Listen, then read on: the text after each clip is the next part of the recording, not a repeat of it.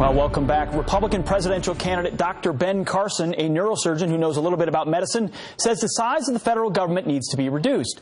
And the first thing he says needs to go, interestingly, the VA. Could he have a point? Just this week, we learned workers at the Memphis VA abandoned paralyzed veterans, leaving them to sit alone for hours. And one decorated Vietnam veteran had to wait for a year for his post-traumatic stress medicine because someone at the VA changed his name to Cuckoo Lane. A lot of problems at the VA across the board that we've heard about on this show for a long time. And we're going to debate this, what Dr. Carson said. Here to debate it is Arizona VA whistleblower and a former U.S. Marine Corps veteran, Brandon Coleman, and another Marine here with us, veteran Nathan Fletcher himself, a former California assemblyman. Fellow Marines, thank you very much for joining us, the two of you. Good morning. Thank you for having me. Thanks for having me. Brandon, hey, you're a whistleblower at Phoenix where the scandal started. The VA, is it a system that needs to stay or does it need to be fundamentally overhauled? I think it needs to be fundamentally overhauled. I mean, if you take my case, for example, I came forward as a whistleblower because suicidal veterans were freely walking out of the hospital.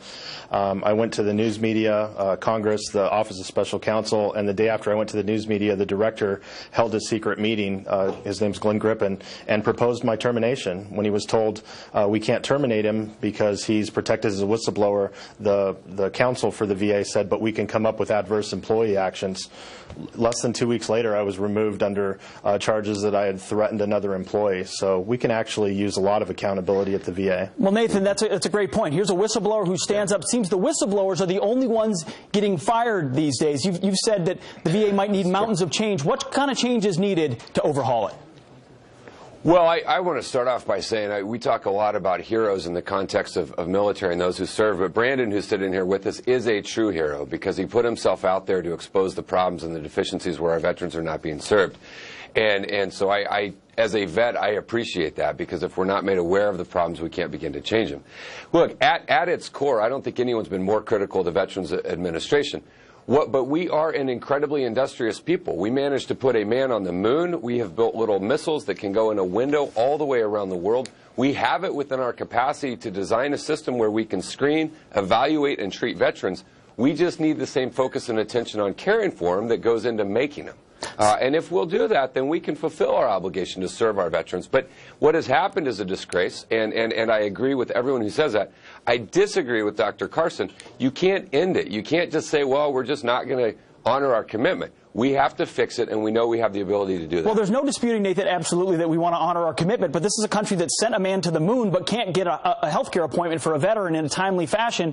Brandon, do you believe choice? Hold up, Brandon, do you believe real choice is what's needed? If a veteran had a choice, that's what Dr. Carson is ultimately talking about here. Go to a VA facility or go to a private provider if necessary.